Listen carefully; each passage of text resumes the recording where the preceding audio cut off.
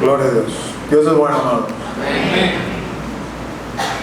El día de ayer, el Señor nos permitió asistir a Semillero de Jesús, un grupo de hermanos que ellos habían invitado. Tuvimos oportunidad de compartir con hermano Ronaldo, líder de la casa de oración de una casa de oración en Brasil. Él estuvo con nosotros acá el miércoles, ministrando una palabra poderosa, una palabra de victoria, una palabra de ánimo, de aliento. Y yo quisiera, bueno, hubo bastantes personas ese día, gracias al Señor, unas 100 y tantas personas. Entiendo que es un día de semana, pero me gustaría animarles. O sea, la iglesia organiza muchos eventos en general, ¿no? Pero hay algunos eventos, y usualmente los identificamos limitándolos, decimos esto es para los miembros, para los asistentes regulares, que el propósito del corazón de Dios con esos eventos es brindarnos aliento, es brindarnos consuelo, es brindarnos una palabra de ánimo. Solamente puedo decirle, si no vino se lo perdió, ¿no? Y yo puedo entender que quizás tiene cosas que hacer y todo, pero ponga las cosas del Señor en el primer lugar, ¿no? Y reciba la palabra que Dios tiene.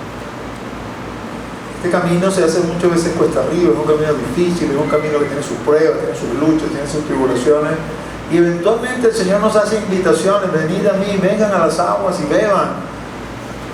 Y bueno, simplemente nuestra gente está muy ocupada, pues, y ponemos a un lado, no voy a ir para acá, eso está a mitad de la semana, qué sé yo, qué cosas podemos pensar, y terminamos perdiéndonos esa agua del cielo que nos refresca, que nos alienta, que nos anima. El día de ayer, por ejemplo, de alguna manera, pues, el hermano nos confrontaba con su razonamiento, fundamentado naturalmente en la palabra de Dios, ¿no? Levante la mano aquí los que quisieran que el Señor viniera ya. Levántela, déjame vérsela arriba. A ver, déjame examinarlo, a ver si somos todos o no somos todos. Gloria a Dios.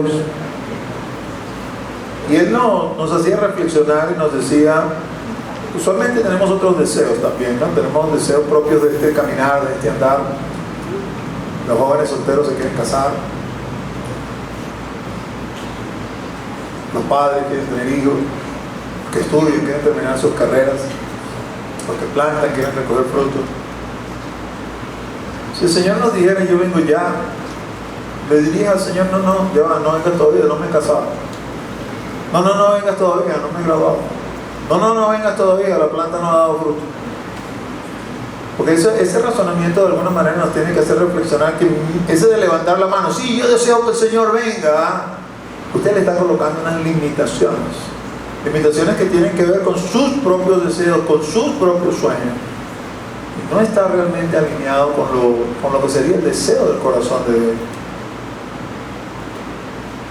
Y así circunstancias como esa que nos invitan a venir a la palabra, a beber de la palabra, a sumergirnos en la palabra, porque déjeme decirle algo con toda propiedad, amado.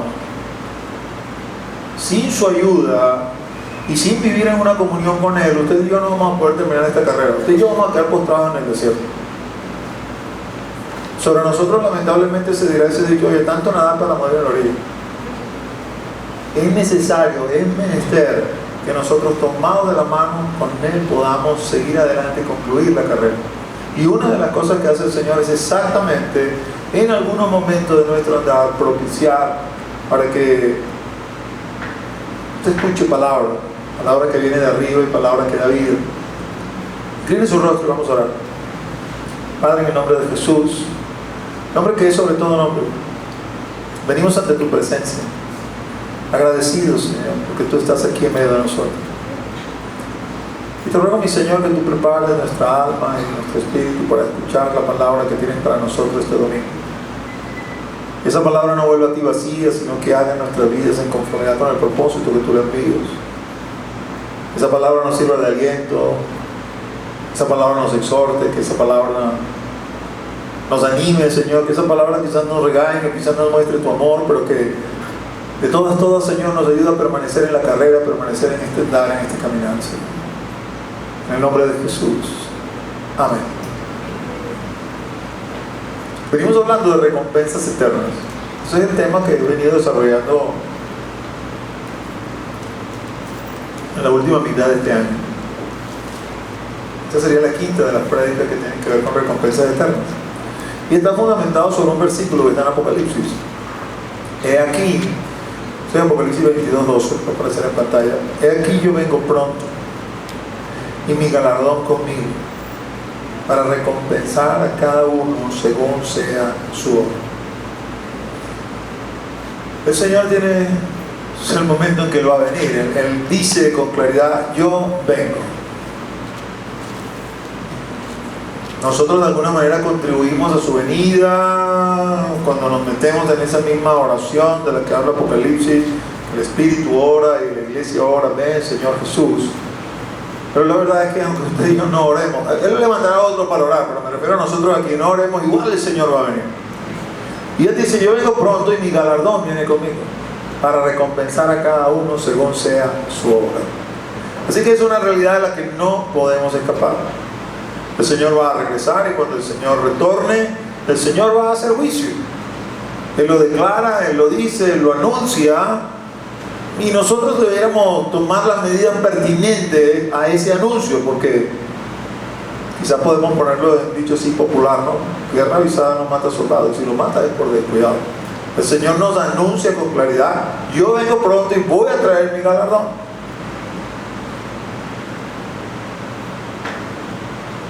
El paradigma que el Señor va a utilizar para dar este galardón, hacer este juicio, no tiene nada que ver con las leyes humanas. Es decir, el Señor no se va a sentar: bueno, voy a hacer juicio, tráigame el Código Orgánico Procesal venezolano y con ese es el que voy a jugar, o el de Estados Unidos, o el de la ciudad, o el país X, Y, Z. No, el Señor va a tomar su palabra. Es decir, este es mi estándar, este es el paradigma bajo el cual yo voy a juzgar. Entonces ese paradigma va marcando ciertas pautas que usted y yo ya conocemos.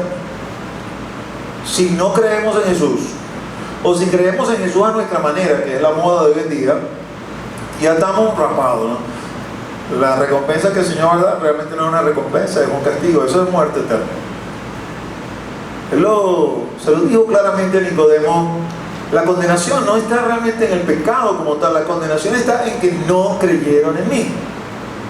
Porque finalmente el hombre termina sabiendo que tiene cosas malas, pero piensa que puede buscar la manera de salir de esas cosas malas y resolverlas. Y el Señor dice: no, no hay ninguna, la única soy yo. Así que de buenas a primeras el Señor agarra y ya coloca un buen lote. En otra porción de la palabra dice que son la mayoría. El camino que conduce a la perdición es ancho, y muchos entran por él. El que conduce a la salvación es angosto, estrecho, y pocos son los que lo hallan, dice el Señor. Ahora, dentro de esos que hay en el camino, el Señor también hace algunas discriminaciones, ¿no? O alguna clasificación. La siguiente lámina. Fíjense, en algún momento en una de las prédicas, este es el número 5, le fui colocando números a este cuadro, que tengo como 3 prédicas presentándose. Tenemos el hombre natural, todos nacemos hombres naturales. Vamos a poner que tenemos un universo de 100 hombres naturales. A todos esos hombres naturales, Cristo se les va a presentar de alguna manera. La exposición de su palabra, un evangelista, una situación de vida. De alguna manera, porque Cristo es la luz que alumbra a todo hombre, de alguna manera Cristo va a irrumpir en su vida y le va a hacer conocer el mensaje de salvación. Coloqué ahí como que 50-50. Mitad dice que no y la mitad dice que sí. Como les dije hace unos momentos, la verdad es que la mayoría va a decir que no. No te necesito, Cristo, no hay ningún problema, yo me arreglo, yo resuelvo, no te preocupes. Y eso va a acarrear condenación para esa persona. Pero hay otro grupo, vamos a ponerlo en 50, que sí le va a decir al Señor: te acepto, oye, me arrepiento, reconozco que soy pecador, reconozco que necesito de ti, reconozco que tú eres el Señor, reconozco, creo en mi corazón que tú has resucitado y estás sentado a la diestra del Padre Todopoderoso. Y quisiéramos creer, o soñamos como un final feliz, Y esos 50 llegaron hasta el final y todos fueron felices por siempre, gorditos y bonitos, todos sonriendo. Pero la verdad es que no es así. Es decir, el hacerte cristiano tiene una dualidad. Primero, es la más grande bendición que puedes recibir, que la vas a experimentar a plenitud cuando te reúnas con Él. Y ahí te vas a dar cuenta que cada sacrificio, cada entrega, cada lucha, cada prueba, cada tribulación, cada dolor, cada enfermedad ha valido la pena solamente por verlo a Él. Pero por otro lado, así como es la más grande bendición que te ha sobrevenido, es la más grande calamidad que te ha pasado también. Porque te haces enemigo acérrimo de Satanás, que el Señor lo reprenda. Porque hasta ese momento estabas caminando con Él. Y aunque te digan, sabe pastor, yo jamás he caminado con Él. Mientras usted no conoce a Cristo, usted camina con Él. Efesios capítulo 2. No estoy inventando ni hablando de herejías ni falsas. Efesios capítulo 2 dice que todos éramos antes hijos de desobediencia y todos andábamos bajo la influencia del príncipe de la potestad del aire, que nosotros, sino Satanás. En el momento que usted le dice sí al Señor, el enemigo enfila todas sus baterías en contra suya para hacerle volver, para que usted desista de ese camino que ha empezado. Entonces sí, es una gran bendición, pero en la carne es una gran calamidad. Porque lo primero que le va a acontecer cuando usted se muda de reino, porque usted está en el reino de las tinieblas, ahora está en el reino de la luz, es que le viene cualquier cantidad de pruebas, le viene cualquier cantidad de tribulaciones, le viene cualquier cantidad de luchas. Algunos, cuando ven eso, dicen, yo mejor como que me regreso. Allá en el otro lado estaba mejor. Es más o menos así como los israelitas en el desierto, ¿no? Una de las pruebas que tuvieron que atravesar era la papa. Era una prueba bien difícil, ¿no? Cuando nos tocan el estómago, nos tocan el bolsillo, ahí nos ponemos en son de pelea. Y cuando comenzaron a ver maná, maná, maná, comenzaron a soñar con la carne y los ajos y la comida de Egipto. Moisés, ¿para qué nos sacaste acá? Mejor sería que nos hubiésemos quedado allá, al menos comíamos. Inclusive llegó un momento en que uno de ellos se levantó como capitán en medio del pueblo para tomar un grupo y regresarlos a la tierra de Egipto. Bueno, vivimos lo mismo, solo que en términos espirituales en el cristianismo. Porque de este grupo que cree en el Señor, Él nos revela que la menor parte, y tomando o infiriendo de la parábola del sembrador, sin decir que ese número es exacto, a lo mejor es exagerado más bien, solo una tercera parte de esos que aceptan al Señor van a llegar al final. Porque una tercera parte se rinde cuando vienen estas pruebas. Y dice, no, yo no sigo aquí, yo mejor me voy y mejor estaba allá. Y a lo mejor allá no vas a tener pruebas, las normales, las que tiene todo el mundo, porque en esta vida hay aflicción. Pero la condenación eterna está asegurada. Luego hay una tercera parte que no resiste, es la bendición. Es decir, comienza a ser probado, muestra que sus raíces están bien asentadas y permanece en la posición que tiene que permanecer. Pero cuando comienza a ser bendecido, cuando llega la princesa de sus sueños por la cual tanto ha orado, el príncipe azul que se lo ha descrito y lo ha soñado, o el cargo que tanto ha anhelado y que le pidió al Señor y finalmente se lo han dado, o llegaron los retoños hermosos, bellos, que finalmente le estaba pidiendo y ahora están aquí. Entonces ahora resulta que no tiene tiempo para el Señor. Estoy tan ocupado con las bendiciones que me diste que no tengo tiempo para ti. Y comienzo a distraerme en las cosas del mundo, que no son necesariamente pecaminosas, que no son necesariamente malas, pero son de esta naturaleza. Y siendo de esta naturaleza no tienen necesariamente un fruto en la vida venidera. Leer 1 Corintios 7, por ejemplo, es definitivamente entrar en contradicción. Uno lee de principio a fin y dice, Pablo, me está volviendo loco. ¿Qué quieres? ¿Que me case o que no me case? Porque por un lado me dice que sí, que si no tengo don de continencia por causa de las fornicaciones me tengo que casar. Y por otro lado me dice que si me caso, voy a tener aflicción porque voy a tener cuidado de las cosas del mundo atendiendo a mi esposa. ¿Qué hago entonces? ¿Me caso o no me caso? Y Pablo dice en cierto versículo ahí, yo no les digo estas cosas para tenderles lazos, para causarles aflicción, es para que sepan cómo es. Yo les recomendaría que fueran como yo, pero si no aguantan eso, bueno, entonces cásense, pues. No es malo. Pero el casado, dice ese mismo capítulo, tiene que actuar como si no fuese para agradar al Señor. No es que va a descuidar a la esposa, es que la vas a poner en su justa posición. No la puedes idolatrar, no la puedes poner por encima del Señor. Ni la esposa ni el esposo, ni el hijo ni la hija, ni el nieto ni la nieta, ni el trabajo, ni el sueño. Nada puede estar por encima del Señor. Y el día que el Señor te demande eso de vuelta, como le dijo Abraham, regrésame a Isaac, usted y yo tenemos que estar dispuestos a traérselo de vuelta. Así sea el ministerio por el cual esperaste 23 años para que te lo dieran. Porque nada hay por encima del Señor. El que no resiste la bendición se queda postrado en el desierto. Y son solamente los que perseveran. Si lo ponemos a término de tercera parte, vamos a decir que son 17. Que pueden realmente aspirar recompensas. Como es un grupo tan reducido, uno pudiera pensar, bueno, ¿para qué vamos a hablar de eso, verdad? Hay mensajes que interesan a los 100. Vamos a buscarnos temas que interesen a los 100 y no un tema tan chiquitico que solamente va a interesar a 17. Pero el asunto es que yo creo que los 17 estamos aquí. ¿Sí? ¿Estamos aquí los 17? ¿Sí o no? No creo que muchos de otros que ponen la mano ahí por abajo. Pero no importa, yo voy a creer. Como dice Pablo, después que les explica a los hebreos las calamidades que les pueden sobrevenir si deciden renunciar a su fe, les dice, pero de vosotros yo estoy convencido de otra cosa. Estoy convencido de que nosotros somos de aquellos que tienen fe para preservación del alma, de aquellos que por la paciencia y la fe alcanzan las promesas. Esa es mi convicción. Y entonces veo que sí tiene sentido que hablemos de recompensas eternas.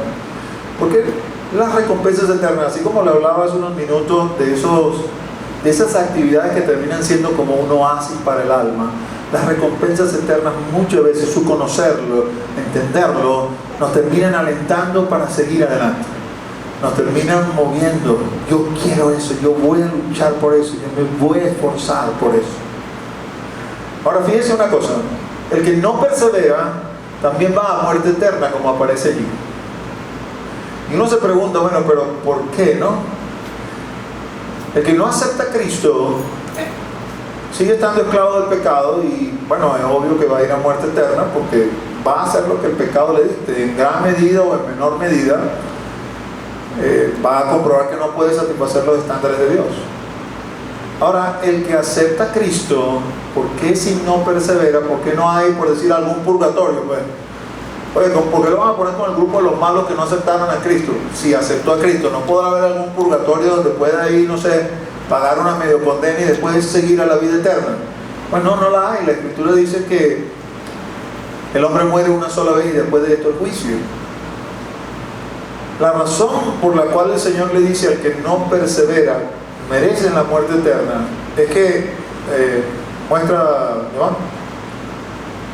Todos los que aceptan a Cristo reciben el kit completo para correr el maratón de la vida. Es decir, si usted es cristiano y no puede abandonar la inmoralidad sexual, se presenta delante del Señor diciéndole, es que yo no puedo. El Señor le va a decir, no es que no puedes, es que no quieres. Es que no quieres porque en ese kit que yo te di en el momento que creíste en mí Y vamos a definir bien lo que significa creer en el Señor. Creer en el Señor no es que usted diga yo creo en Cristo. No, creer en el Señor es que usted se arrepintió, se convirtió, cree y se bautizó. Y lo que falta ahora es perseverar para llegar hasta el fin. Si usted no ha hecho esas 4 cosas, usted dice que cree en Cristo, pero la verdad es que usted no cree en Cristo. Usted está en el grupo de los que no aceptó a Cristo. Porque no hay otra forma de aceptar a Cristo que no sea la que yo le estoy diciendo. No es que usted pasó adelante en un meeting, en una campaña, whipió ahí 2 lagrimitas allá, y yo sí hice una oración de fe y por lo tanto, no. La Biblia es bien clara cuando dice, usted tiene que arrepentirse, convertirse.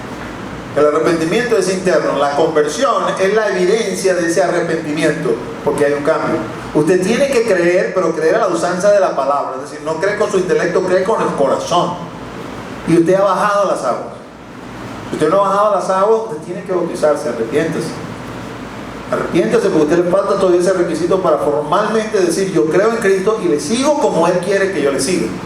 Si usted anda posponiendo el bautismo, no, porque no estoy listo, porque no estoy preparado.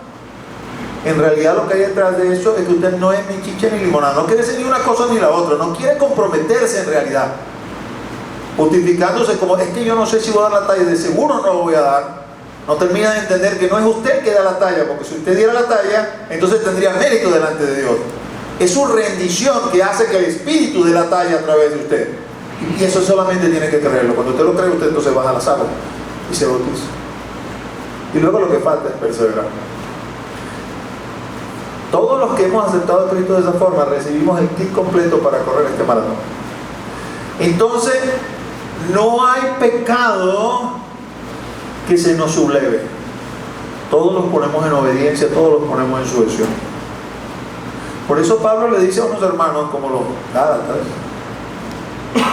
que eran hermanos de verdad, no es que eran hermanos de mentira, hermanos de verdad. Si practican el pecado, no heredarán el reino de Dios. Usted puede ser el predicador, usted puede ser el adorador, usted puede ser el que ora en la casa de oración, usted puede tener un alto cargo y una alta dignidad y ser de alta estima en medio de la iglesia, pero si usted tiene una doble vida y está practicando pecado, usted no va a heredar el reino de Dios. Yo no voy a heredar el reino de Dios si yo tengo una doble vida y si practico el pecado. Es tan sencillo como eso, porque así lo dice la Escritura. Y cuando me presente delante de Dios, yo le digo, ¿sabes? Pero es que,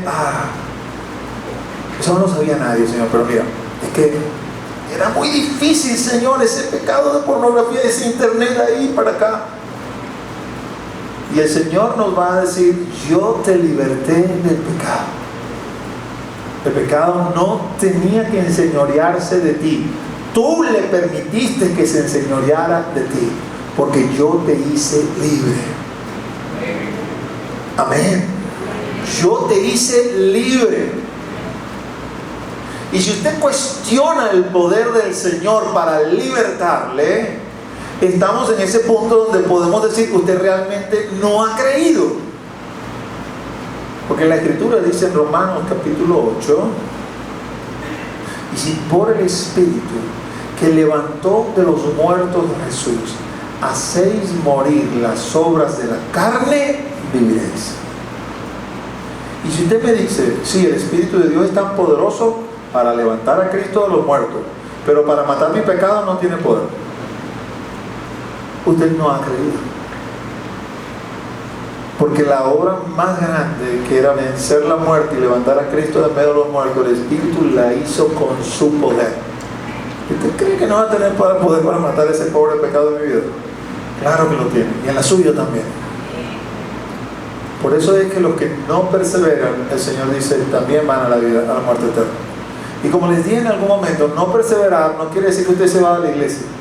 Usualmente los que se van de la iglesia son los que no soportan la tribulación y la prueba. Eso se desaparece, usted no los ve más. Pero los que no resisten la bendición difícilmente dejan la iglesia. Se convierten en domingueros. Aparecen de vez en cuando como el cometa Halley. Bien, sí, me vieron la cara, aquí estoy, por acá. Se siguen sintiendo parte de la iglesia y miembros de la iglesia, Pero es la verdad que en su corazón están lejos de Dios. Era como los fariseos de aquel entonces y los saduceos de aquel entonces. El Señor le decía: este pueblo de labios me honra, pero su corazón está lejos de mí. Entonces es más difícil distinguir quién es y quién no, a menos que el Espíritu nos dé discernimiento. Y por cierto, a los que estamos perseverando, o a los que están perseverando, el discernimiento no nos es dado para condenar, sino que nos es dado para acercarnos a ese hermano y a esa hermana y tratar de hacerle reflexionar para que vuelva a la senda, para que vea, para que abra los ojos. Porque el que cree estar firme, mire que no caiga. Ay de nosotros si nos convertimos en jueces. No nos convertimos en jueces, nos convertimos en atalaya, nos convertimos en aquellos que anuncian el camino, en aquellos que gritan, que vocean, que son heraldos para decir: no vayas por allá te vas a perder, vente por aquí, ese es el camino. Ellos tienen que tomar la decisión.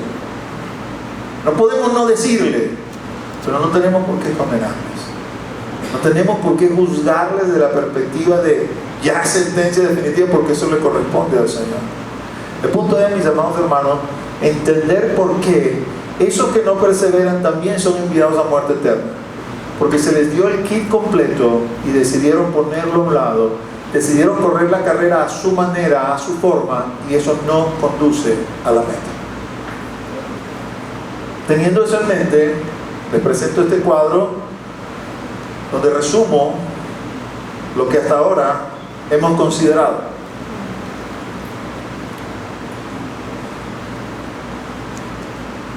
He colocado un grupo a la izquierda donde digo recompensas que ya hemos recibido, dones, galardones que ya tenemos. Ese es el kit que hemos recibido. Ese es el kit que nos permite correr esta carrera con paciencia y alcanzar finalmente la meta. Y luego tenemos promesas que vamos a recibir en el momento que finalmente redimamos la salvación que nos ha sido otorgada. Porque usted y yo somos salvos. Usted y yo hemos sido comprados por precio de sangre. Usted y yo le pertenecemos a Él. Usted y yo somos sus hijos. Pero es como que si nos hubiesen otorgado un papel y nos dice: toma, esto es tu realidad. Esto lo vas a redimir, es decir, lo vas a canjear por lo real. En el momento que te presentes a la meta y entregues este documento, esto se va a hacer una realidad en tu vida. Hoy vivimos una dicotomía, un dualismo, porque por un lado estamos en el espíritu y vivimos en ese mundo, pero por otro lado tenemos una carne que nos está jalando al mundo terrenal. Y nosotros tenemos que pelear la buena batalla de la fe. Es una batalla real que podemos perder si nos descuidamos. De allí el grave problema de ese mensaje que dice: no, la salvación no se pierde. Porque algunos lo entienden en conformidad con doctrina y saben que la salvación no se pierde, no quiere decir que yo no deba caminar en santidad. Pero los que toman esto como un atajo para el libertinaje reciben mal el mensaje y piensan: yo puedo hacer y deshacer, ya me bauticé, ya creí, yo no me voy a perder. Eso es una mentira del diablo, que el Señor lo reprenda. Si usted comienza a hacer las obras de las cuales se apartó, usted se queda postrado en el desierto y usted no entra a la ciudad de Dios. Así está claramente escrito en la palabra. Esa es la realidad del mensaje. Usted y yo tenemos que perseverar hasta el fin usando el kit que el Señor nos ha dado. Ese kit incluye: nos ha declarado sus hijos. Amén. Uno dice amén, ¿no sabe por qué? Porque es que nos han vendido la idea, el mundo, y detrás de eso está el diablo, es que todos son hijos de Dios. Todos son hijos de Dios. Eso también es falso. El ser hijo de Dios es una facultad que Él nos da. Él nos faculta. Déjeme plantárselo de estos términos. No necesariamente todo lo que sucede dentro del área terrenal es como usted lo puede mudar directamente al área espiritual. Algunas cosas, ¿no? Usted y yo no somos ni jamás seremos hijos, vamos a llamarlo, biológicos de Dios. Nunca. El único es Jesucristo. Amén. Mire, cuidado, no vaya a dudar de eso, porque es una verdad fundamental, ¿no? Él es el unigénito Hijo de Dios. Unigénito quiere decir único. No hay otro como Él. Usted y yo somos la creación más sublime de Dios. Amén. Eso es la verdad. También lo somos. Lo dice Efesios capítulo 2. Los únicos que fuimos hechos a su imagen y semejanza somos nosotros. Los únicos que fuimos creados con alma, con espíritu y posteriormente revestidos con un cuerpo somos nosotros. Los únicos que Dios ha amado con tal pasión que ha hallado la manera de cómo redimirnos y volvernos a la condición original somos nosotros. Los ángeles también pecaron y también cayeron. El Señor no dio ningún plan para redimirlo, lo condenó y listo. Usted se sublevó, usted está condenado, listo, se acabó. Pero en el caso de nosotros, los seres humanos, no fue así. No es así. Por lo tanto, sí, somos la creación más sublime de Dios, sí lo somos. Y en marco, en el medio de esa creación sublime, Él dice: yo te elevo a condición de hijo.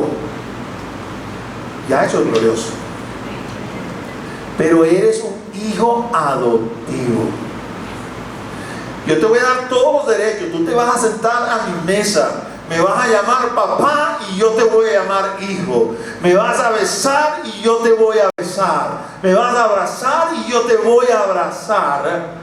Pero eres mi hijo adoptivo. No te lo voy a estar recordando cada ratico, pero tú lo sabes en tu corazón. Eres mi hijo adoptivo. Los hijos adoptivos, mis amados hermanos, y eso es lo que le quería colocar en lo que se refiere a la realidad que podemos hacer con este mundo, a diferencia de los biológicos vienen y vienen. Usted no los ve sino hasta después de 9 meses. Si nació chévere, nació chévere. Si nació choreto, nació choreto. Sigue siendo biológico y punto. Si vino bueno, gloria a Dios. Y si vino malo, gloria a Dios también. Porque es el hijo biológico y no se va a poder desprender de esa característica, de esa condición. Pero el hijo adoptivo no. El hijo adoptivo, hay todo un procedimiento legal. Y usted va y los observa, casi como que se va a comprar un muchacho, ¿no? Y este sí me gusta y este no me gusta. Ok, con este que me gustó, con este que me voy a quedar. Y usted no le dice nada. Pero usted sabe, este vino con boleto de devolución. Si se porta mal, lo regreso. Si no da la talla, lo regreso. Porque es adoptivo. Así como hay un proceso legal para adoptar, hay un proceso legal para desadoptar. Bueno, lo mismo sucede. Pastor, estás inventando, tú inventas cosas. Lea Romanos capítulo 11 y vea que es así. Vea cómo el Señor dice que usted y yo somos ramas de olivo silvestre injertadas contra naturaleza en el olivo natural. Y luego lea cómo el Señor dice que si a Él no, esta frase es mía, no le tembló el pulso para desgajar la rama natural cuando la consiguió en incredulidad y desobediencia, crean que tampoco le va a temblar el pulso para desgajar a la rama de olivo silvestre que está contra naturaleza en el olivo natural, para que se regrese a su olivo silvestre y se pierda. Así que el ser hechos hijos de Dios, mis amados hermanos, es el honor más grande que el Señor nos puede hacer. No solamente somos su creación más sublime, sino que agarró y le dijo al unigénito: ya no vas a ser más unigénito, vas a ser primogénito. Y el primogénito se contentó por los muchos hermanos que ahora tiene, que somos nosotros. No es como el unigénito malcriado de alguna familia, ¿no? Que quiere ser el centro de atención y no quiere más nadie a su lado. No. Este unigénito, el unigénito Hijo de Dios, está dispuesto a compartir con nosotros su herencia. Por eso la Escritura dice que usted y yo somos coherederos con Cristo Jesús. No porque nos correspondía nada, sino que Él en su amor, en su amabilidad, en su darse a nosotros, nos constituyó en hijos y nos hizo herederos junto con Él. Por eso en esa porción que está allí, Juan lo expresa como una de las manifestaciones del amor de Dios. Mirad cuál amor nos ha dado el Padre para que seamos llamados hijos de Dios. Esa es una manifestación de amor. Pero aparte de eso nos dio vida eterna. Vida es lo contrario de muerte. Permíteme expresarlo de esta manera. Una vez que el Señor nos creó, sea que pasemos la eternidad con Él o que la pasemos sin Él, una vez que el Señor nos creó, nos hizo eternos. Él no ha pensado en ningún momento a ningún hombre, sea que esté con Él o que no esté con Él finalmente, a ningún hombre aniquilarlo, deshacerlo. Nosotros no somos como los animales. Los animales, el Señor envía su espíritu, son hechos. Retira su espíritu, dejan de ser. Pastor, acaba de derrumbar mi paradigma del cielo de los perros. No existe tal cosa, mis amados hermanos. De seguro, o muy probablemente, vamos a decirlo así, en la nueva tierra habrá quizás otra creación animal que el Señor se va a idear. Y a lo mejor, por misericordia de algunos de ustedes, habrá perros. La misericordia que pido para mí es que haya chocolate.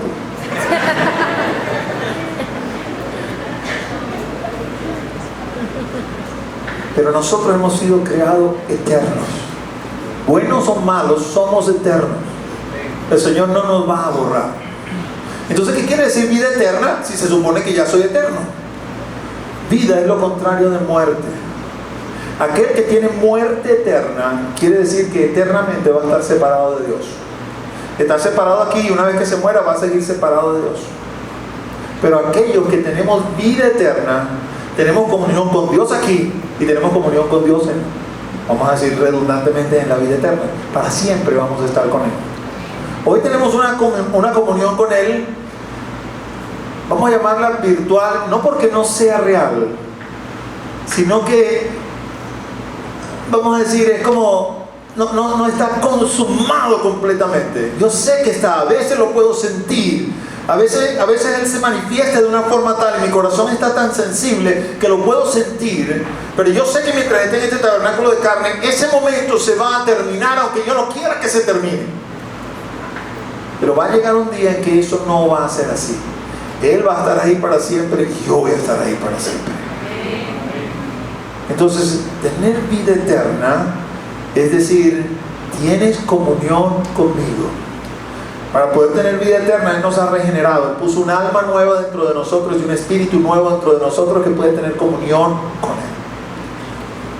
El Señor nos ha libertado del pecado. Mis amados, esa es una noticia así como que, así como a veces cantamos algunos coritos, a danzar, todos a danzar, todos a gozarnos en el Señor. Es la máxima noticia que nos pueden dar. Porque ese pecado es lo que nos ha separado de Él. Y cuando Él viene y dice, yo te libro del pecado. Mas ahora que habéis sido libertados del pecado, no quiere decir que no tenga pecado porque quedó alojado en esta carne que está aquí, en este cuerpito que usted tanto cuida. Aquí está el pecado. Pero cuando viene con sus acechanzas, cuando viene con sus demandas, yo puedo decirle no en el nombre de Jesús. Te sujetas en el nombre de Jesús a la cruz donde perteneces en el nombre de Jesús. Y el pecado me hace caso. Porque aquel que no ha sido redimido, aunque use la misma fórmula, valga la ilustración, los hijos de Seba vieron a Pablo echando fuera demonios y dijeron lo máximo, el próximo demonio que echemos fuera lo vamos a hacer así. Y cuando vieron el endemoniado le dijeron en el nombre de Jesús, ese que predica Pablo, fuera. El demonio los vio y les dijo, Jesús sé quién es y a Pablo conozco, ¿y ustedes quiénes son? Y les brincó encima y los apaleó, eran 7, salieron corriendo desnudos y él los persiguió endemoniado. El que no ha sido libertado del pecado, aunque use la misma fórmula que yo acabo de hablar del pecado, el pecado se le ríe en la cara y le dice, ¡ja, ja! Tú vas a hacer lo que yo digo. Y termina haciendo lo que el pecado demanda. Así que escuchar del cielo, papá, libre del pecado. Usted, ¡guau! Sí, aleluya. Lo máximo. Y eso es aquí y ahora. Y me dice, eres salvo de la ira. Wow, hermanos. Dios tiene un momento en que va a decir, hasta aquí. Me tienen hasta la coronilla. Voy a acabar con todos. Pastor, Dios no es así. Si usted me dice eso, yo le voy a decir, usted nunca ha leído Génesis. Porque en Génesis capítulo 6 la escritura dice, Dios se arrepintió de haber hecho al hombre. El pecado del hombre lo tenía, dijo, tengo que destruirlo. Voy a destruir todo lo que he creado. Pero como es un Dios justo también, cuando posó sus ojos sobre Noé, bendito sea papá Noé, porque si no ahí se hubiese terminado todo, usted y yo ni existiéramos. Usted y yo descendemos de Adán y de ahí podemos brincar directamente a Noé y de ahí para abajo. Y el Señor hizo promesa. Cada vez que usted vea el arco iris ahí, no se ponga científico, sí, las nubes, el prisma, la luz se descompone, porque sí, esa es la explicación científica de lo que pasa. Póngase espiritual y vea y diga, ay Señor, gracias que no va a destruir más el mundo con agua. Pero tampoco olvide, cuando diga eso, recuérdate que dije que la próxima vez lo destruyó con fuego. Porque eso es lo que va a suceder. Esa es la ira de Dios. Y hay un día de la ira de Dios. Y Él dice, usted es salvo de la ira venidera. 3 veces lo dice en el Nuevo Testamento, salvo de la ira venidera. No importa que estemos vivos o que estemos muertos, porque la ira va a alcanzar a todos, al vivo y al muerto. Pero si usted y yo permanecemos en Él, somos salvos de esa ira. No importa que moramos, la ira no nos va a alcanzar. Y la última prédica hablábamos, porque lo he puesto en el orden que lo fui presentando, quizás eso debió haber estado de primero, solo que la manera como se presentó no daba para colocarlo de primero. El Espíritu Santo dentro de nosotros es el regalo más grande que Dios nos ha podido hacer. Era necesario. Usted y yo no lo sabíamos, él sí lo sabía. Pero uno ve todos los regalos anteriores y dice, bueno, oye, creo que tengo bastante, me has dado mucho con demasiado. Solo que él sabía, mira, el pecado que tienes dentro de ti es tan fuerte, tan obstinado, tan terco, tan mula, que si no te doy una porción mía, no lo vas a poder vencer, a pesar de que yo te haya hecho de nuevo. Y por lo tanto es menester que yo coloque mi Espíritu Santo dentro de ti. Y vamos a decir, esa es, digamos, la función primordial del Espíritu Santo dentro de nosotros. Muchos de ustedes no vencen en su lucha contra el pecado porque no le dan lugar al Espíritu Santo dentro de sus vidas. Y el Espíritu Santo está morando dentro de cada uno de nosotros. Para nosotros los cristianos, si nos preguntan a alguien, ¿dónde está Dios? Y usted dice, en el cielo. Sí, eso es una verdad, vamos a decir, para todos. Pero usted puede decir con propiedad, está dentro de mí. Pero eso no quiere decir que nosotros seamos dioses. Nosotros no somos dioses, pero Dios habita dentro de nosotros. Usted y yo somos templo del Espíritu Santo.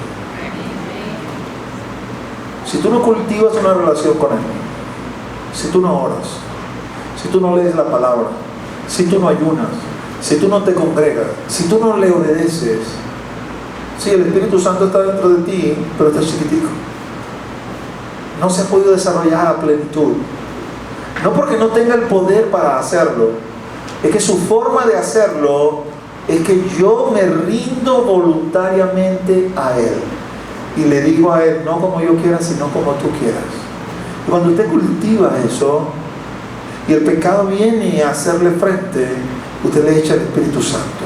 Ese es su hermano mayor, y el Espíritu Santo hace que esa potencia del pecado usted la pueda resistir, y no ceder, no claudicar, no fallar y permanecer. Pero como el Espíritu Santo es mucho más que eso, comenzamos a experimentarlo de una forma gloriosa, maravillosa. Mira, el Espíritu Santo nos recuerda todas las cosas que Jesús ha dicho. Por eso es que yo a veces me consigo, hermanos, están ahí como que, ¿sabes lo que me pasó, pastor? Y yo estaba hablando con alguien y de repente le dije algo, yo no sé siquiera dónde me salió eso. Y después estaba leyendo la Biblia, estaba ahí en la Biblia. El Espíritu Santo escribió esa palabra, ¿no? Eso simplemente pone en evidencia que deberías leer tu Biblia. Se me había olvidado esto que había leído, pero me lo recordaste, porque sí, eso es lo que tú haces, me recuerdo todo lo que ha dicho. El Espíritu Santo de Dios nos conduce a toda verdad. Hay cosas que no están escritas. Hay cosas de ética que se manejan hoy en día que no están escritas. Vaya delante del Señor y pregúntele: ¿quieres que haga esto? ¿No quieres que haga esto? ¿Quieres que Él lo conduzca a toda verdad? El Espíritu Santo nos consuela. Amados, este camino, como les decía al principio, es sumamente arduo y difícil. Es un camino árido, agreste, un camino cuesta arriba. De vez en cuando nos pasa como Elías y nos sentamos ahí al lado de una mata y le decimos: ¡mátame! ¡Ya, basta! ¡No quiero más!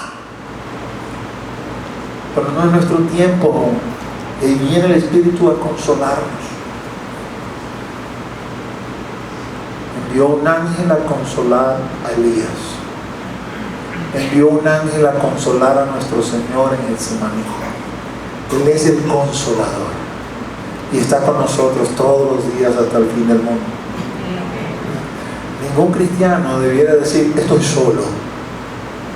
Ningún cristiano está solo. El Espíritu Santo está dentro de nosotros todos los días hasta el fin del mundo. El Espíritu Santo, mis amados,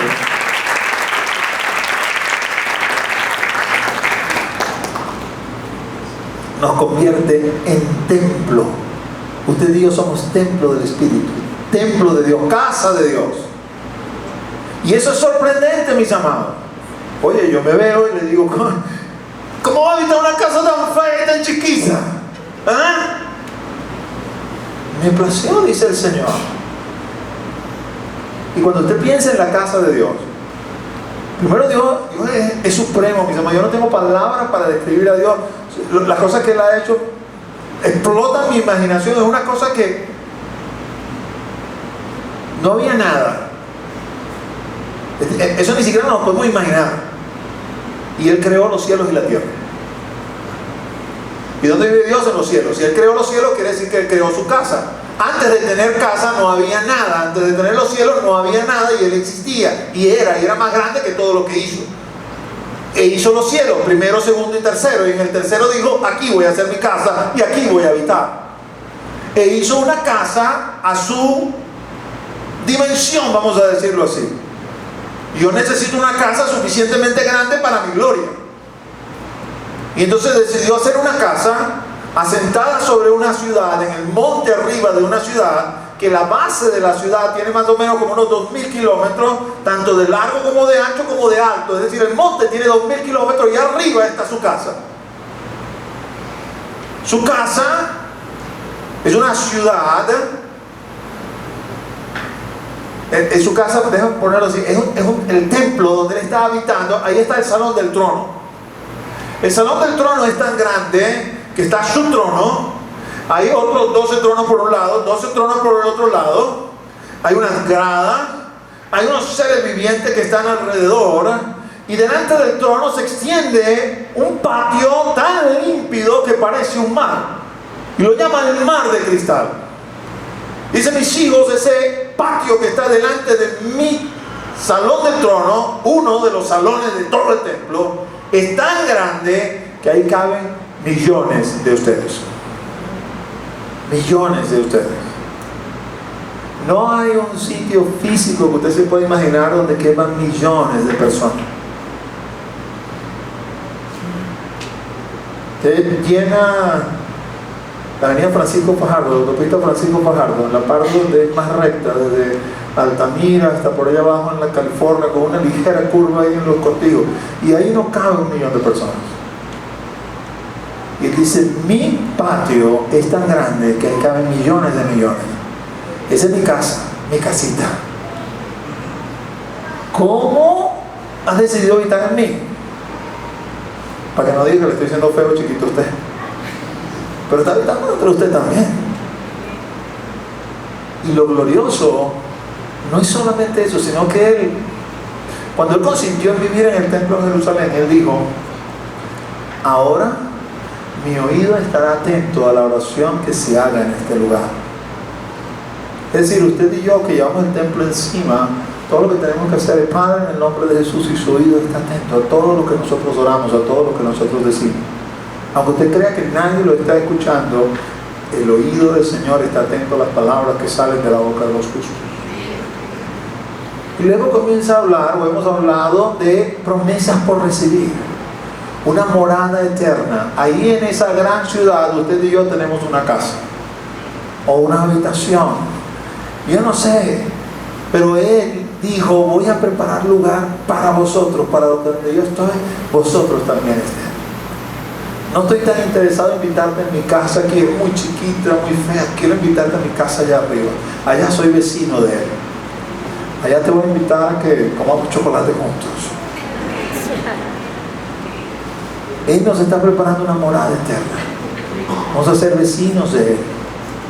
Pero no solamente nos está preparando una morada eterna, dice, yo tengo en cuenta todas las cosas, todo lo que ha padecido, todo lo que ha sufrido, todo lo que le ha servido a otro, yo lo tengo anotado. Eso es una cuenta a tu nombre.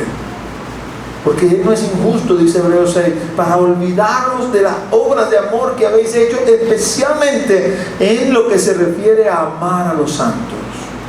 Le dice a los hermanos de Corintios que deben estar firmes y constantes, sabiendo que vuestro trabajo en el Señor no es en vano, y Él va a dar justa recompensa cuando aparezca. Todo eso en nuestra cuenta allá arriba. Usted puede ser quizás el menos notorio en menos de nosotros. La gente quizás ni lo ve. Usted hace un trabajito ahí que parece que es de nada. Quizás gracias a usted nosotros llegamos los domingos y conseguimos todo esto limpio, resplandeciente, hermoso, y usted no sabe ni siquiera quién lo hizo. Se imagina que lo hace alguien, porque todos los domingos lo consigue igual. Bueno, el Señor comienza a tomar nota de eso, aunque nadie le dé una palmadita en la espalda diciendo, oye, buen trabajo hiciste, muchacho, muchacha. Aunque nadie le diga nada, el Señor toma cuenta de eso porque usted lo hace por amor a los santos. Oye, estos son tus hijos. Yo creo que cuando tus hijos lleguen consigan esto limpio. Y no que consigan esto, esta inmundicia donde está el Señor. No, son tus santos. Hay que atenderlos. Hay que honrarlos. No por nosotros, sino por Él. Y el Señor toma en cuenta todo eso. Esa es nuestra cuenta allá arriba en el cielo. Eso lo digo porque algunos parecen que malinterpretaron el mensaje, ¿no? Como dice mención de Bill Gates para acá, dijeron, no, tengo una cuenta allá arriba en el cielo. Hay un banco allá arriba y tengo unos reales allá. No, eso no es lo que dice la Escritura. Y en la última prédica hablábamos que tenemos una recepción en el mar de cristal. Nos llamamos llamados a las bodas después de haber resucitado. La recepción va a ser allí en ese mar de cristal. No sé si usted ha ido, no sé, a alguna boda, alguna celebración y de repente todo es bastante, no sé, bastante fancy, vamos a decir así, todo bonito, todo chévere, y todo. Bueno, allá es muchísimo más hermoso, muchísimo más bello. Y ahí usted va a comenzar a ver a su alrededor y va a comenzar a reconocer personas que usted solamente conoce porque las ha leído. Oye, ese Pedro, oye, ese Pablo, Daniel, no, oh, mira. Y ahí quizá va a ver, oh, mira, ahí está mi pastor, mira, el hermano fulano, sultano, oh, mira, mi papá, oh. Pero lo más hermoso de todo es el Señor. Y ahí vamos a cantar el cántico del Cordero y el cántico de Moisés. Más nadie en el cielo canta ese cántico. ¿De qué te quiero hablar hoy? Quiero hablar de resurrección. Y lo voy a meter ahí entre las cosas por recibir. Aunque tú y yo por fe estamos resucitados. Colosenses dice, si pues habéis resucitado, levantad vuestra mirada donde está Dios, poned vuestra mira en las cosas de arriba. Usted y yo sabemos que no estamos resucitados todavía, vamos a decir en lo físico, en lo real. Ayer en el semillero tomaron fotos y tomaron una foto desde atrás. Y cuando vi, oye, este pelón soy yo. Tengo un hueco aquí atrás. Y dije, wow, tremendo, ¿eh? Menos mal que no me lo veo, ¿no? Yo me veo así y juro que tengo pelo, pero cuando me tomo una foto de atrás, se acabó. no está resucitado.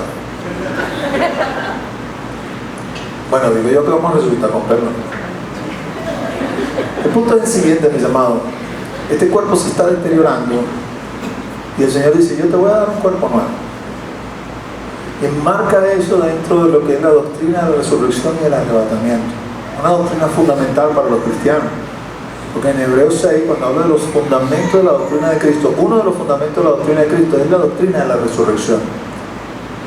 Y voy a presentarles dos pasajes que ustedes conocen. El primer pasaje está en Tesalonicenses. Así que os digo, esto es palabra del Señor.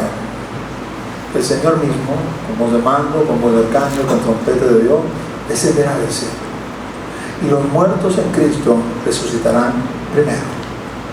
Luego nosotros, los que vivimos, los que hayamos quedado, seremos arrebatados juntamente con ellos en las nubes para recibir al Señor en el aire, y así estaremos para siempre con el Señor. Quiere decir que los muertos, aquellos que fueron despojados de su cuerpo, cuando el Señor retorne, se les va a dar un cuerpo nuevo. Se reafirma eso en Corintios. En 1 Corintios capítulo 15, versículos 51 y 52, aquí os digo un misterio. No todos dormiremos, pero todos seremos transformados. En un momento, en un abrir y cerrar de ojos, a la final trompeta, porque se tocará la trompeta. Los muertos en Cristo se resucitarán incorruptibles y nosotros seremos transformados. Promesa del Señor. Pensar en un muerto recibir su cuerpo nos dice, bueno, eso es como que obvio, tiene que recibir el cuerpo, ¿no? Pero las dos porciones hablan de que los que están vivos vamos a ser transformados. Vamos a ser transformados. Y uno se pregunta, bueno, pero ¿por qué? Y vamos a ver que nuestro cuerpo, este que tenemos ahorita, no está facultado para entrar ahí arriba y necesitamos un cuerpo nuevo. Pero me gustaría que usted pudiera visualizar, para aquellos que son visuales, con un pequeño video, 30 segundos. Es lo mejor que conseguí en internet a propósito de cómo pudiera hacer esto. Creo que tiene algunas fallas que no es necesariamente así, pero sirve para que ustedes se lo puedan imaginar. Vamos a ponerlo si lo tienen, por favor.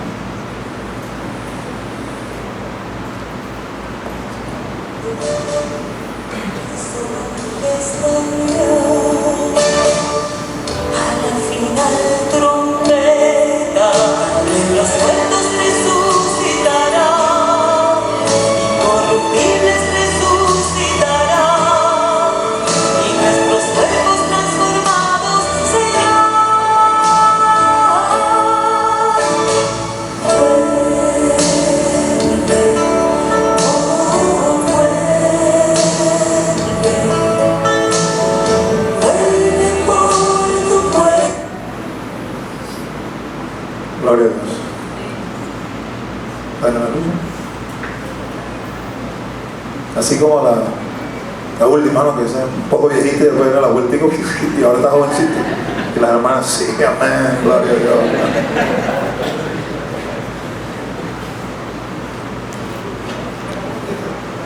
Es lo mejor quizás que podían hacer, como que envueltos en una nube y sales diferentes, porque la palabra que utiliza en el griego, en ese texto, pudo haberse traducido también de esta forma: en una partícula indivisible de tiempo. En un momento, dice, en un abrir y cerrar de ojos, se pudo haber traducido en un momento, en una partícula indivisible de tiempo, seremos transformados. Es menester que el muerto resucite primero y reciba su cuerpo, y los que estemos vivos seamos transformados en un cuerpo similar para que juntos seamos arrebatados. Resurrección y arrebatamiento van de la mano, no pueden separarse.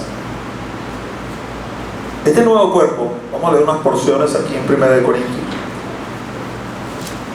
1 Corintios 15, leemos primero del 42 al 44, dice: así también es la resurrección de los muertos.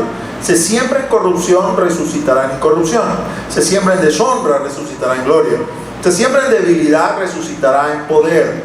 Se siembra cuerpo animal, resucitará cuerpo espiritual. Hay cuerpo animal y hay cuerpo espiritual. ¿Me estás diciendo animal, pastor? No, te lo está diciendo la Escritura. Este cuerpo que tenemos Él lo define como un cuerpo animal. No puede heredar el reino de Dios. Tiene que ser cambiado en un cuerpo celestial. Versículos 47 al 49 del mismo 1 Corintios dice: el primer hombre es de la tierra, terrenal. El segundo hombre, que es el Señor, es del cielo. Cual el terrenal, tales también los terrenales, y cual el celestial, tales también los celestiales. Y así como hemos traído la imagen del terrenal, traeremos también la imagen del celestial. Gloria a Dios, amado, porque eso significa los años de vida que nos ha tocado vivir o que nos va a tocar vivir.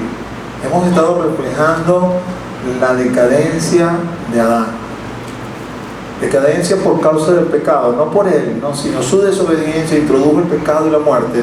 Y con el pecado y la muerte, un deterioro del cuerpo que no estaba planificado, que no estaba diseñado. Y en principio ese deterioro tardó en llegar. Papá Adán vivió más de 900 años, pero hoy en día llega muy rápido. 70, 80 en los que son más longevos, uno que otro por ahí que pasa de 80, pero la mayoría ya a los 80 han dejado de ser. Muy por debajo inclusive de Moisés, que llegó a 120. Este cuerpo ha reflejado todo este tiempo la gloria terrenal que va a perdición. Nosotros nos empeñamos con este cuerpo y uno se perifolla y se viste así y se echa el perfumito y la cuestión para acá, se hacen algunas latonería y pintura y esto, pero amado, todo eso se lo van a comer los gusanos y eso va para el hueco. No hay otro destino para eso. Ese no es el que entra allá arriba. El que entra allá arriba es el celestial, y ahí vamos a reflejar la gloria de Cristo. Hay algunas cosas que nos muestra la palabra acerca de ese cuerpo. Los músicos pueden pasar. Por ejemplo, en Juan 20, 19, dice la Escritura: cuando llegó la noche de aquel mismo día, el primero de la semana, estando las puertas cerradas en el lugar donde los discípulos estaban reunidos por miedo de los judíos, vino Jesús y puesto en medio les dijo: paz a vosotros. Eso es Juan 20, 19. Luego en Lucas 24, 31, este es en el camino de Emaús, dice: entonces les fueron abiertos los ojos y les reconocieron, mas él se desapareció de su vista. Es decir, mis amados, es un cuerpo que trabaja con otras leyes físicas. Hay una física diferente en el reino de los cielos a la física que nosotros conocemos. Estaban todos encerrados allí, todo estaba cerrado y de repente ¡pum!, apareció Jesús. ¿Sabe? Usted lee completo y sabe que se gozaron, y yo muchas veces que he predicado esa porción me hago énfasis en ese asunto, que se gozaron. Pero créame que al principio se asustaron. ¿Por dónde entró si todo está cerrado? Y apareció de repente. Debe ser un fantasma, debe ser un espíritu. Y aquí hay más de uno valiente, mis amados, pero si le aparece algo que tiene que ver con el reino espiritual y se le abren los ojos y ve lo que no tiene que ver, seguro que corre. Debiendo quedarse en sitio, porque es cristiano, corre porque le asalta un temor frente a lo desconocido. El Señor apareció en medio de la nada. Tuvo que darles una palabra de afirmación y le dijo: no soy un fantasma, no se asusten, venga, tóquenme. Tengo carne y tengo huesos. Ningún fantasma tiene carne o hueso. Inmediatamente pidió de comer. Dice: los espíritus no comen, denme de comer para que vean que yo soy. Entonces lo tocaron, lo palparon y dice: es el Señor, aleluya. Y a los de Emaús que iban caminando con él, estos ojos terrenales no pueden distinguir un cuerpo celestial. Si quizás tenemos un ángel al lado de nosotros, no somos capaces de distinguirlo si el Señor no abre nuestros ojos. Dice la Escritura en Hebreos 13 que muchos alojaron ángeles sin saberlo. Y hay testimonios de testimonios en este sentido. Mi suegra caminaba una noche hacia una estación del metro en San Martín. Estaba bastante oscuro y un sitio bastante peligroso. Y comenzó a orar al Señor. Y le digo: oye, Señor, envíame un ángel, Señor, que vaya a mi lado, que me acompañe. Y de la nada apareció un joven que venía caminando. ¿Vas al metro? Me dijo, sí, yo voy al metro. ¿Puedo caminando? Sí, camina al lado mío, señora. Y comenzaron a caminar. Cuando entra a la estación, el muchacho comenzó a caminar más rápido. Y mi suegra dice, no sé ni siquiera por qué. Le pregunté, ¿cómo te llamas, muchacho? Y esa volteó y le digo, yo me llamo Ángel, señora. Y siguió bajando por ahí.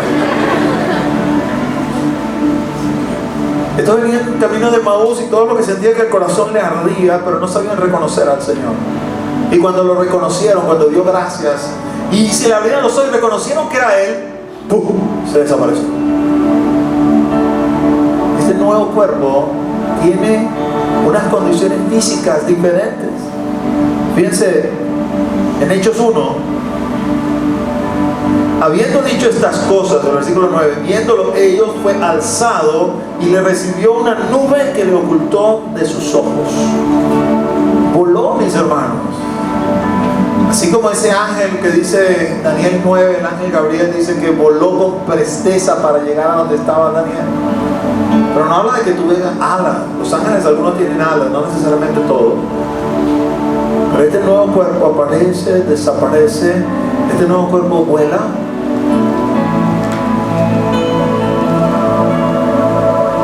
El hermano Benjamín Núñez, que algunos de ustedes conocen, ha estado aquí en esta casa, amigo de esta casa, tiene una teoría loca, pero que me encanta.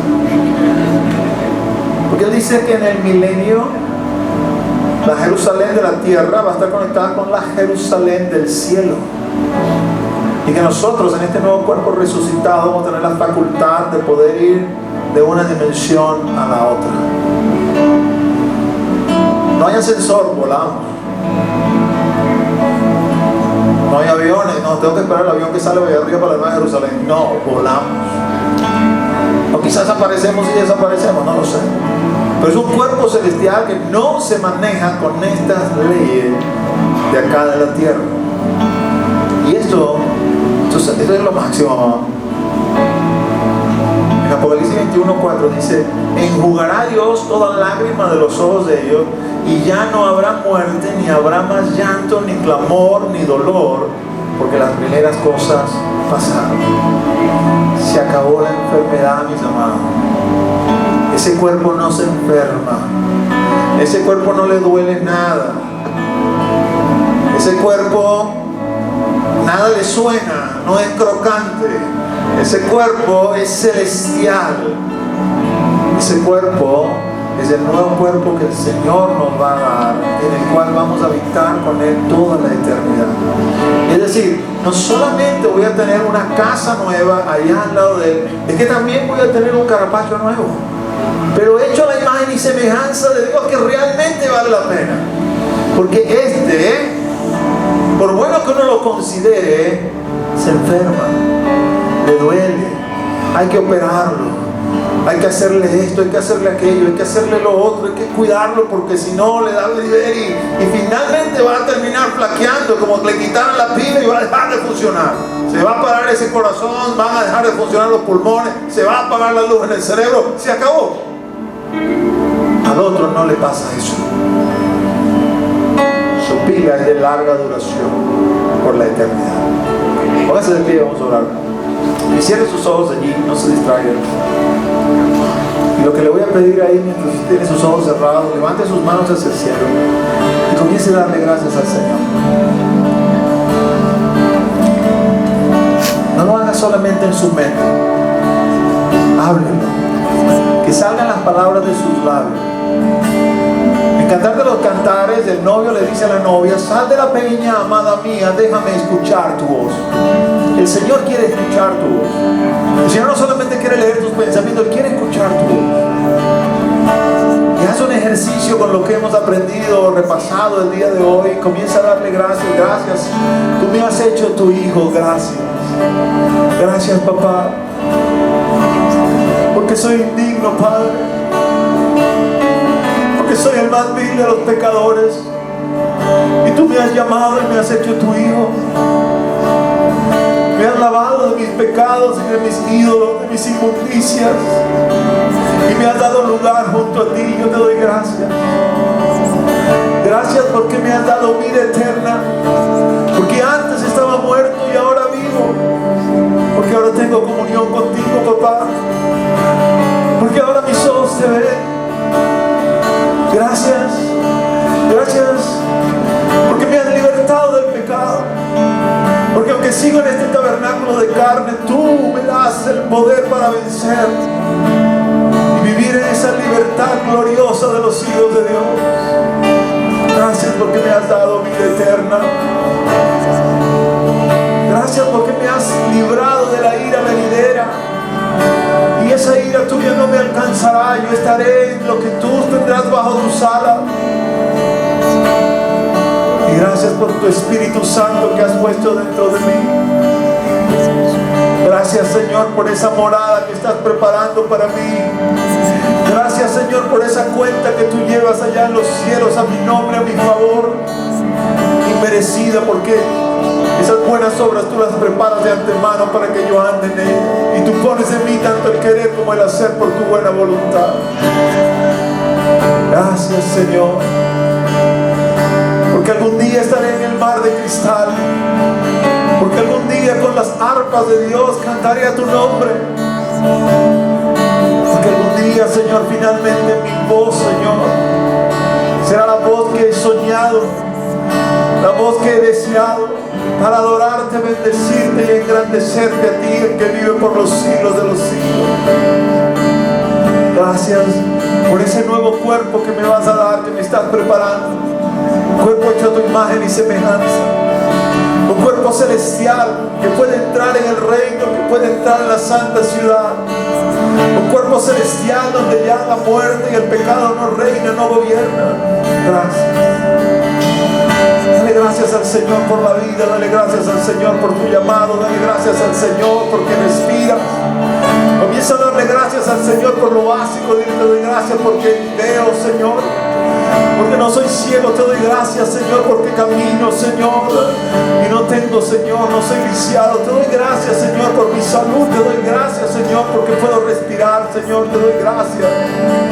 Gracias, Señor. Gracias, Señor. Gracias. Aleluya, aleluya, aleluya. Cultiva un corazón agradecido en tu vida para con Él. Porque muchas son sus bondades y tus bendiciones para contigo. Y su amor no se cansa de amar. Su amor no deja de ser. Su amor está abierto para ti.